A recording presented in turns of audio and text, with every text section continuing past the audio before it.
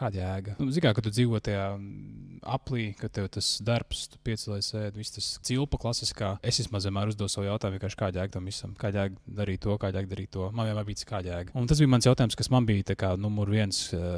Es nesaprotu vienkārši, kāpēc mēs te esam, kāds ir mūsu uzdevums, vai mūsu uzdevums tiešām tikai ir ēst, dzert, nezinu, ģimene, un tas arī jauns temats arī, kur man pilnībā mainījās man vērtība, arī ģimenes vērtība mainījās. Man nelikās, ka es gribu precēties, vai man nelikās, man gribās bērnus, man liekas tāds, mūsu draugu lokā nav daudziem bērni, un man nelikās, ka tas tā kā man obligāti tas ir jādara, vai man kaut kāds uzdevums to darīt ir. Un man nebija tāda vērtība. Un pēc kristībām, pēc iesvētībām, arī alfas kursa laikā man tā sajūta man mainās, un man tiešām es saprotu, ka wow, bet tas tik skaisti būtu, tā kā, kāpēc mēs esam tik ilgi kopā, bet mēs neesam precēti, kāpēc mēs neesam precējušies, tā kā tas ir, kāpēc mēs esam tikai boyfriend, girlfriend, draugs, un tas nav nekas tāds, man gribējās ļoti tā kā to, man likās tas oficiāli jābūt vīrs un sieva, tā kā, un jo vairāk tu lasi rakstus, jo vairāk tu saproti ģimenes vērtību, ka ir vīrs un ir sieva, un ģimene ir sastāv no tā, un ģimenei tādas vērtības, un tas man ļoti iespaidoja kā vīrieti vispār, mainīt tās savējās, man pirms tam bija tāds, man to nevajag, es biju tāds vairāk,